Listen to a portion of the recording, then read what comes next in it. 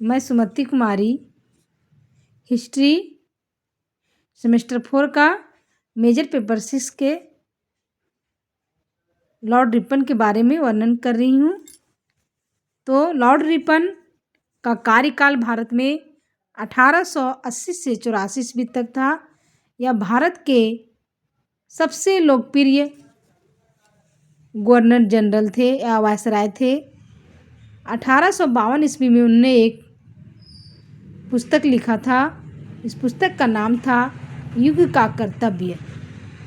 उन्होंने एक बार कहा था, मेरा मूल्यांकन मेरे कार्यों से करना, शब्दों से नहीं। अर्थात वो जो कहते थे वह करते भी थे। फ्लोरेंस नाइटिंगेल ने रिपन को भारत के उद्धारक की संज्ञा दी थी। ये सब क्वेश्चन में आता है एग्जाम में कि लॉर्ड रिपन को भारत के उद्धारक के रूप में कौन संज्ञा दिया था, तो फ्लोरेंस नाइटिंगेल।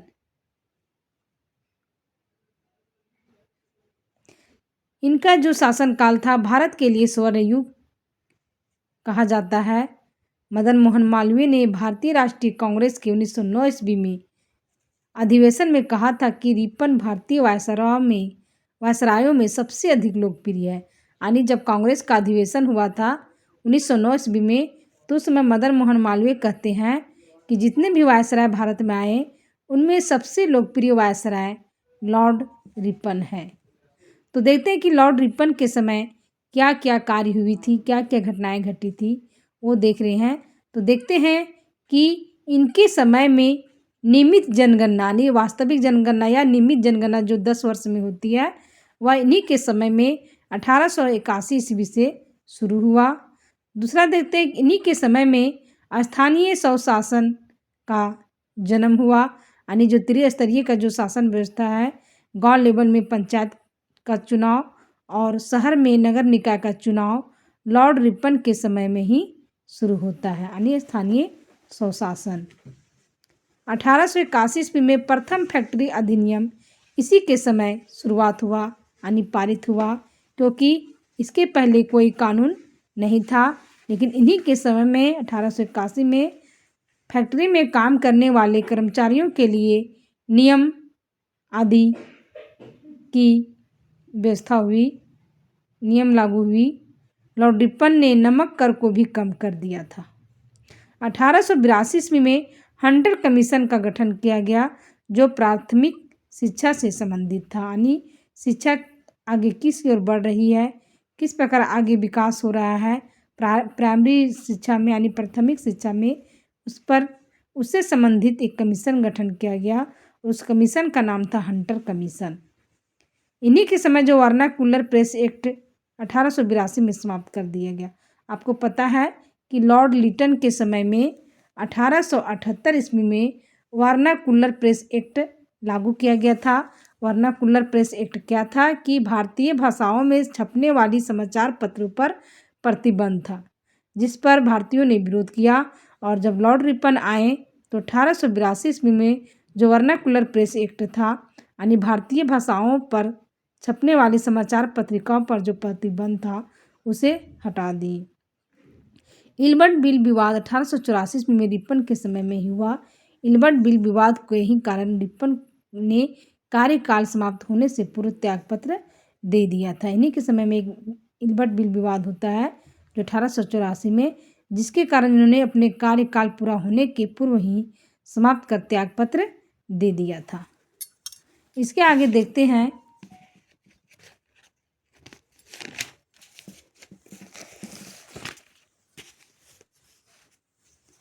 अकाल संहिता 1883 में रिपन के समय में ही बनी।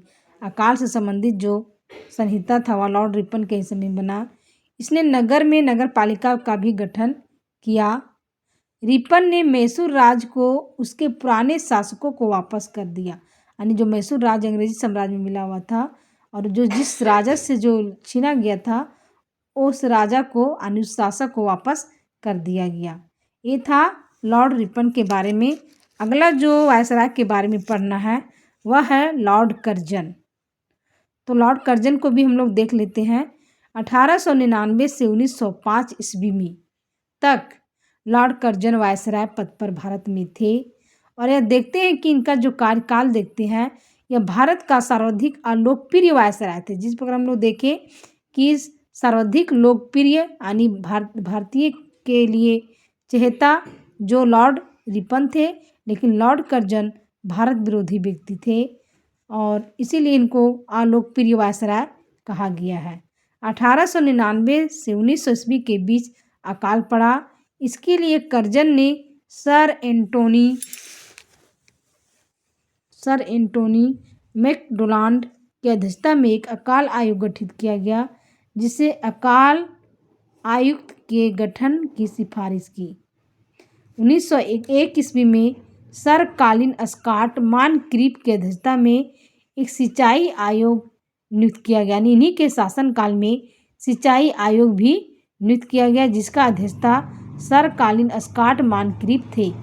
और 1902 ईस्वी में सर एंड्रूज फ्रेजर की अध्यक्षता में एक पुलिस आयोग गठित किया गया, ताकि प्रत्येक प्रांत में पुलिस प्रशासन की जांच पड़ताल की जा सके। यानी 1902 ईस्वी में लॉर्ड कर्जन के समय में ही सर एंड्रूज फ्रेजर की अध्यक्षता में पुलिस आयोग का गठन किया गया, ताकि प्रत्येक प्रांत में पुलिस प्रशासन की जांच पड़ताल हो। इन्हीं के समय में 1903 ईस्वी में पुलिस विभाग में सीआईडी की स्थापना की गई। आप लोग को पता होगा सीआईडी के बारे में। सीआईडी तो लॉर्ड कर्जन के समय में ही सीआईडी की स्थापना किया गया। 1902 ईस्वी में सर थॉमस रेले की अध्यक्षता में विश्वविद्यालय आयोग गठित किया गया और 1904 ईस्वी में उसके आधार पर ही भारतीय विश्वविद्यालय अधिनियम पारित किया गया। जो हम लोग विश्वविद्यालय का जो नियम कानून जो भी थी, वो इन्हीं के समय में थॉमस रेले की अध्यक्षता में एक आयोग का गठित किया गया और 1904 ईस्वी में इस आयोग के आधार पर ही भारतीय विश्वविद्यालय अधिनियम यानी कानून पारित कर दिया गया। सहकारिता को जन्म देने वाले कर्जन ही थे और 1904 ईस्वी में एक सहकारी उदार समिति अधिनियम पारित किया गया था। इसके अंतर्गत कृषकों को थोड़ी ब्याज दर पर उधार मिल सकता था। कर्जन ने ही एक महानिरीक्षक के अधीन साम्राज्य कृषि विभाग स्थापित किया था, जिसने भारतीय कृषि और पशुपालन को बढ़ावा दिया जा सके। यानी कि कृषि और पशुपालन को आगे बढ़ाने के लिए कर्जन ने एक महानिरीक्षक के अधीन साम्राज्य कृषि विभाग का स्थापना किया था। 1899 ईस्वी में भारतीय टंकन तथा मुद्रण अधिनियम के अनुसार अंग्रेजी पाउंड भारत में विधिगृह बन गया। उसका मूल्य 15 रुपया निश्चित हुआ। आगे देखते हैं कि कर्जन इतिहास एवं पुरातत्व का विद्वान था। यानी जो कर्जन था बहुत बड़ा पुरातत्व इतिहास और पुरातत्व विभाग का विद्वान था। उसने प्राचीन स्मारकों की रक्षा हेतु 1904 ईस्वी में एक अधिनियम पारित किया और भारत के प्राचीन स्मारकों की मरम्मत के लिए 50,000 पाउंड निश्चित किया गया। यानी हमारे जो प्राचीन धरोहर है, स्मारक है, उसकी देखरेख के लिए लॉर्ड कर्जन के समय पुरातत्व विभाग की स्थापना किया गया तथा उसकी मरम्मत के लिए 50,000 पाउंड का भी व्यवस्था किया गया। 1900 ईस्वी में लॉर्ड किचनर भारत का सेनाध्यक्ष होकर आया और वह महत्वाकांक्षी व्यक्ति था। देसी नरेशों की राजकुमारों के सैनिक के लिए उसने इंपीरियल कैडेट कोर की स्थापना की। किचनर से विवाद के कारण ही इसने त्यागपत्र दे दिया था। यानी कि जो किचनर आया था वह भारत का सेनाध्यक्ष बनकर आया था और वह महत्वाकांक्षी व्यक्ति था और देसी नरेश जो हमारे भारतीय देसी नरेश के राजकुमार थे, उनके सैनिकों के लिए उन्होंने एक इंपीरियल कैडेट कोर की स्थापना किया था, जिसके कारण कर्जन और किचनर में विवाद हो गया और कर्जन जो था वह त्यागपत्र दे दिया था। कर्जन ने 1903 ईस्वी में कहा कि वायसराय पद से निवृत्त होने पर वह कलकत्ता के निगम का महापौर होना पसंद करेगा। यानी कि जब यहाँ से त्यागपत्र दे देता है कर्जन, तो कहता उसके पहले ही 1903 में कहा था कि अगर हम वायसराय पद से निवृत्त हो जाते हैं तो हम उससे अच्छा हम कलकत्ता के महापौर बनना पसंद करेंगे। 1904 ईस्वी में तिब्बत में अंग हसबेंड का अभियान भेजा था। यह एक अभियान था, उस अभियान का नाम था अंग हसबेंड। 1905 ईस्वी में बंगाल का प्रथम विभाजन किया गया था। नी कर्जन के समय में बंगाल का विभाजन किया गया था, क्योंकि बंगाल में बहुत ही राष्ट्रीयता का उदय हो रहा था और वह देखना नहीं चाहता था ताकि वो हिंदू मुस्लिम को बांट करके भारत को बांटो और राज करो की नीति अपनाना चाहता था। इसी कारण 1905 में बंगाल का विभाजन लॉर्ड कर्जन के समय में किया गया था, जो बहुत बड़ी घटना थी। ये थी लॉर्ड कर्जन के बारे में। Thank you. आप लोग इस वीडियो को देखिएगा और लाइक सब्सक्राइब जरूर कीजिएगा।